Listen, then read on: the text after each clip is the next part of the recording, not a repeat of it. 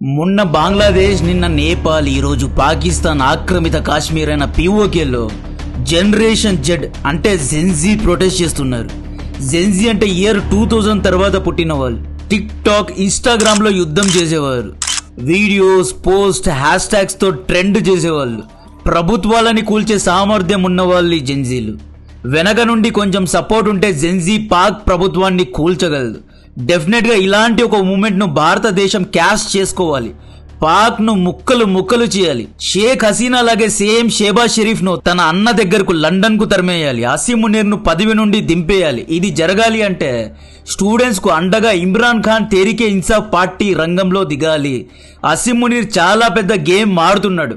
పాక్ అరటికాయ రాజ్యాంగంలో 27th amendment తీసుకొచ్చి కమాండర్ అండ్ చీఫ్ అని చెప్పి ఒక కొత్త రోల్ ను ఇంట్రడ్యూస్ చేయబోతున్నాడు. Army chief retirement age limit 64 years కదా. ఈ 64 ఇయర్స్ ఏజ్ లిమిట్ ను రద్దు చేసి పాకిస్తాన్ కు లైఫ్ టైం లీడర్ గా ఉండాలి అని అసీం మునీర్ ప్లాన్ చేస్తున్నాడు. ఈ అమెండ్మెంట్ ను ఇమ్రాన్ ఖాన్ ఆపలేదు అంటే జైల్లో ఇమ్రాన్ ఖాన్ చావడమే మేలు. జెన్జీకు ఇప్పుడు కానీ ఇమ్రాన్ ఖాన్ పార్టీ కార్యకర్తలు సపోర్ట్ చేయలేదు అంటే పాకిస్తాన్లో ఇంకొక 40 ఏళ్లు అసీం మునీర్ పాలన ఉంటుంది. రీసెంట్ గా జెన్జీ సోషల్ మీడియాలో ఉద్యమం చేసి కేపీ శర్మ ఓలీను గెంటేశారు. బంగ్లాదేశ్ లో జరిగిన స్టూడెంట్ ప్రొటెస్ట్ వెనుక సిఏఏ ఆశీర్వాదం ఉంది. అయితే బంగ్లాదేశ్ లో ప్రొటెస్ట్ ఫ్యూల్ అవ్వడానికి గల ముఖ్యమైన కారణం రిజర్వేషన్, కోటా సిస్టమ్.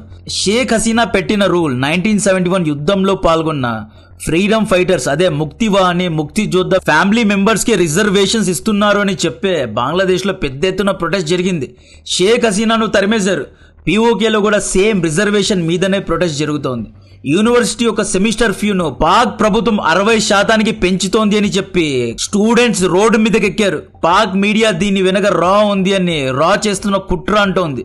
నేపాల్ లో ఎలాగైతే Gen Z Twitter, tick talk, Instagram లో హ్యాష్ ట్యాగ్ లో ట్రెండ్ చేశారో సేమ్ అలాగే పీఓకే జెన్జీ స్టూడెంట్స్ కూడా hash tag PoK protest, hash tag Muzaffarabad అని ట్రెండ్ అవుతోంది. పీఓకే జెన్జీ స్టూడెంట్స్ ఏమంటున్నారు అంటే బిజ్లీ और గోందం హమారా హే అంటున్నారు. అంటే ఎలక్ట్రిసిటీ అండ్ గోధుమ పిండి అనేది మా కనీస హక్కు అంటున్నారు. బేసిక్ ఫెసిలిటీస్ ను అందివ్వడంలో షేబాజ్ షరీఫ్ ఫెయిల్ అయ్యాడు అంటున్నారు.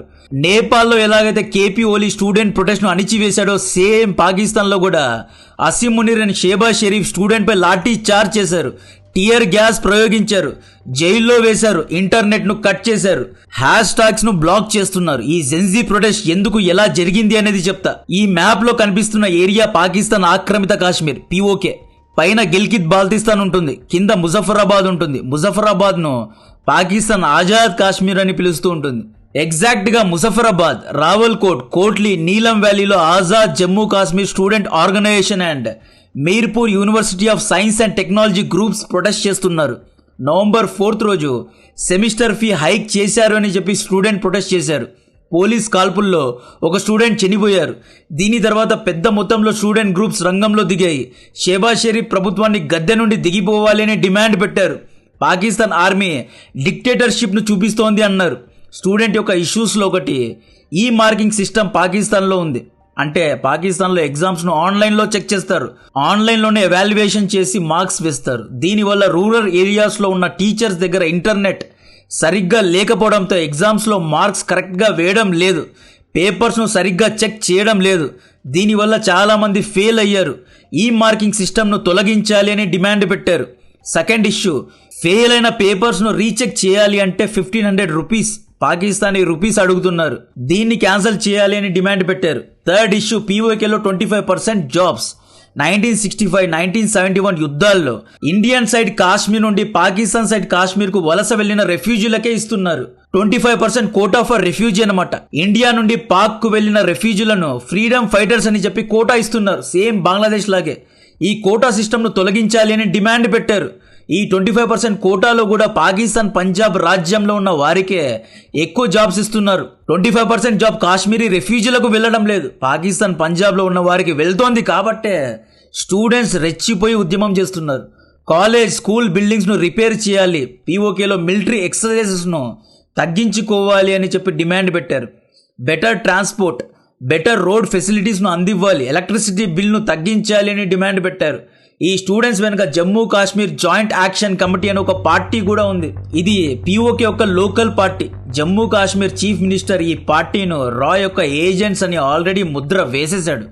పీఓకేలో ప్రొటెస్ట్ జరగడం ఇదేం కొత్త కాదు. 2023లో ఎలక్ట్రిసిటీ, అన్ఎంప్లాయ్మెంట్ ఇష్యూస్ పై ప్రొటెస్టులు జరిగాయి. నో వీల్స్ మూవ్మెంట్స్ జరిగాయి. కాశ్మీర్ కార్దు చోర్దో, భారత్ సే జోర్దో అని చెప్పి చాలా మంది ప్రొటెస్టులు చేశారు. అయితే ఈసారి జెన్జీ స్టూడెంట్స్ ప్రొటెస్ట్ చేస్తున్నారు. ఫేస్బుక్, టిక్టాక్, ఇన్స్టాగ్రామ్లో హ్యాష్ ట్యాగ్స్ను ట్రెండ్ చేస్తున్నారు.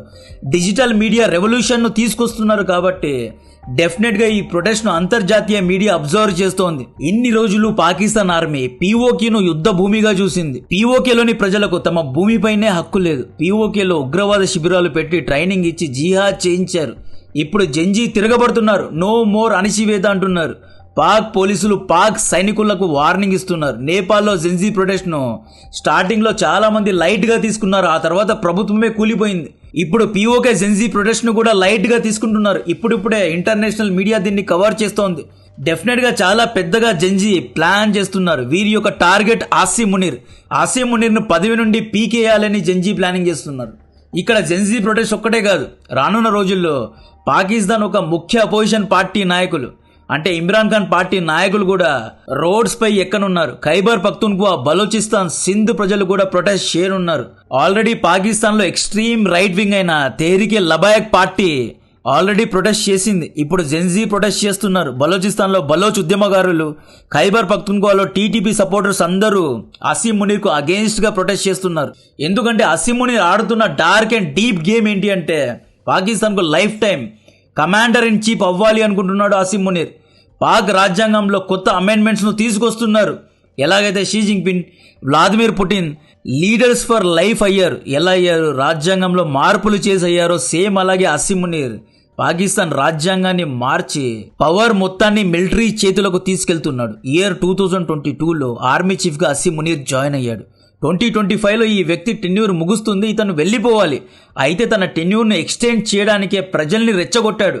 పెహల్గాం దాడి చేయించాడు. ఆపరేషన్ సింధూర్లో పాల్గొన్నాడు.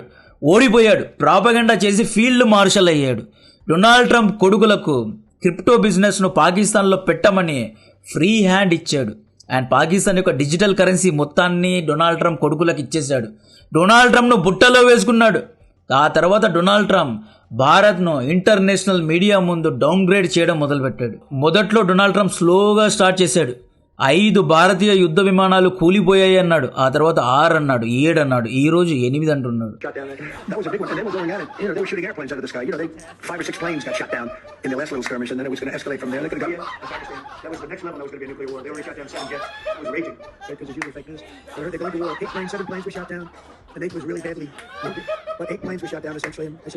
ఒక చిన్న పిల్లాడి చేతిలో న్యూయార్క్ లో ఓడిపోయిన డొనాల్డ్ ట్రంప్ అసీమ్ మునీర్ కు పెద్ద ఎత్తున సపోర్ట్ చేస్తున్నాడు. కాబట్టే అసీమ్ మునీర్ ఫెయిల్డ్ మార్షల్ అయ్యాడు. తన టెన్యూర్ను 2027 వరకు ఎక్స్టెండ్ చేసుకున్నాడు. ఇక్కడితో అసీమ్ మునీర్ ఆగలేదు. పాకిస్తాన్ యొక్క ఆర్టికల్ రాజ్యాంగంలో 27th అమెండ్మెంట్ ను తీసుకొచ్చాడు. ఆర్టికల్ 243లో మార్పులు చేస్తున్నాడు. ఈ 27th అమెండ్మెంట్ లో కమాండర్ ఇన్ చీఫ్ అనే ఒక కొత్త పదవిని తీసుకుని వచ్చి 2027 తర్వాత కూడా అసీమ్ మునీర్ పాకిస్తాన్ మిలిటరీకు కమాండర్ లాగా ఉండేలాగా కొత్త పవర్స్ ను తీసుకొస్తున్నారు. Pakistan army chief tenure 64 years తర్వాత రిటైర్డ్ అవ్వాలి. ఈ టెన్యూర్ ను కూడా రద్దు చేస్తున్నారు. 2027 తర్వాత స్పెషల్ రోల్లో అసీమ్ మునీర్ పాకిస్తాన్ ఆర్మీను, పాకిస్తాన్ ప్రభుత్వాన్ని పాలిస్తాడు అన్నమాట. పాకిస్తాన్ ప్రభుత్వానికి జడ్జెస్ ను మార్చే హక్కులు కూడా ఇస్తున్నారు. ఇప్పటి వరకు పాకిస్తాన్ యొక్క 57% ఫండ్స్ స్టేట్స్ కు వెళ్లేవి. అంటే ఖైబర్ పఖ్తూన్ఖ్వా, గిల్గిత్ బాల్తిస్తాన్, బలోచిస్తాన్, పంజాబ్, సింధ్ ఇలా వేరువేరు స్టేట్స్ కు 57% ఆర్థిక నిధులు వెళ్లేవి. బట్ ఈ కొత్త అమెండ్మెంట్ లో మొత్తం నిధులు సెంట్రల్ గవర్నమెంట్ కి వెళ్తుంది, అంటే మిలిటరీకి వెళ్తాయి అన్నమాట. ఈ అమెండ్మెంట్ బిల్ ను ఎలాగైనా ఆపడానికి ఇమ్రాన్ ఖాన్ యొక్క తెహ్రీకే ఇన్సాఫ్ పార్టీ పెద్ద ఎత్తున ట్రై చేస్తోంది. అయితే ట్రై చేస్తే సరిపోదు, రోడ్డు మీదకి రావాలి, ప్రొటెస్ట్ చేయాలి. అప్పుడే అసీమ్ మునీర్ తగ్గుతాడు. లేకపోతే అసీమ్ మునీర్ ఇమ్రాన్ ఖాన్ నెత్తి మీద కూర్చుంటాడు. పాకిస్తాన్ ను డిక్టేటర్షిప్ వైపు తీసుకెళ్తాడు. పాకిస్తాన్ లో పర్మనెంట్ గా మార్షల్ లాను పెడతాడు.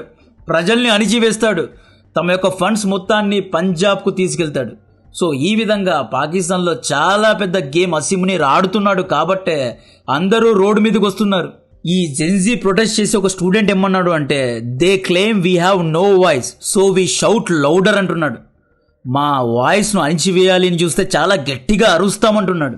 పీఓకే అనేది చాలా సెన్సిటివ్ ఏరియా. పీఓకేలో ఎన్నో రేర్ ఎర్త్ మినరల్స్ ఉంటాయి. బట్ పాకిస్తాన్ చైనాను ఆహ్వానించి అక్కడ మైనింగ్ చేస్తోంది. ఆ మైనింగ్ డబ్బుల్లో కొంత శాతమైన పీఓకే ప్రజలకు వెళ్ళాలి కదా. ఆ మైనింగ్ లో వచ్చిన లాభం మొత్తాన్ని పంజాబ్ ప్రావిన్స్ కు తీసుకెళ్తున్నారు. ఎన్వైరన్మెంట్ ను డిస్ట్రక్ట్ చేస్తున్నారు. పాత జనరేషన్ లో జరిగిన ప్రొటెస్ట్లు వేరు, ఈ జెన్జీ ప్రొటెస్ట్ వేరు. ఈ జెన్జీలు ఏం చేస్తున్నారు అంటే టిక్ టాక్, ఇన్స్టాగ్రామ్ లో కొన్ని మెసేజెస్ పెడుతున్నారు, పోస్టులు పెడుతున్నారు. ఆ పోస్ట్లో ఎలా పాకిస్తాన్ ఆర్మీ, పాకిస్తాన్ ప్రభుత్వం మా యొక్క భూముల్ని లాక్కుంది, ఎలా ఎన్వైరన్మెంట్ను డిస్ట్రక్ట్ చేస్తున్నారు, ఎలా మైనింగ్ చేసి మా యొక్క భూముల్ని లాక్కున్నారు అని చెప్పి పోస్టులు పెడుతున్నారు. మిలిటరీ డ్రిల్స్ చేస్తోంది, డ్రిల్స్ చేయడానికి మా ఇళ్లను లాక్కుంటోంది అని చెప్పి పోస్టులు పెడుతున్నారు. అంతర్జాతీయ మీడియాలో పాకిస్తాన్ ఏమంటుంది, కాశ్మీర్ను భారత్ అణిచివేస్తోంది, భారత్ కాశ్మీర్ను లాక్కుంది, భారత్ వల్ల కాశ్మీరీలు సంతోషంగా లేరు అని చెప్పి విక్టింగ్ కార్డును ప్రదర్శిస్తూ ఉంటుంది కదా. ఇప్పుడు జెన్జీ స్టూడెంట్స్ సైన్స్ అండ్ టెక్నాలజీలో అండ్ యూనివర్సిటీస్ లో చదివే స్టూడెంట్స్ ముందుకొచ్చి పాకిస్తాన్ మిలిటరీ మమ్మల్ని అణిచివేస్తోంది, కాశ్మీరీ ప్రజల్ని కాపాడుతున్నామనే నెపంతో పాకిస్తాన్ ప్రభుత్వం ప్రపంచ దేశాలను మోసం చేస్తోందని చెప్పి పాకిస్తాన్ను ఎక్స్పోజ్ చేస్తున్నారు. సో దీని గురించిన మరిన్ని అప్డేట్స్ ఇస్తూనే ఉంటా. డెఫినెట్గా రేపు మర్నాడు కూడా పెద్ద ఎత్తున ప్రొటెస్టులు జరగనున్నాయి. సో కంటెంట్ నచ్చితే వీడియోను లైక్ చేయండి, ఛానల్ను సబ్స్క్రైబ్ చేసి అందరికీ షేర్ చేయండి. జై హింద్.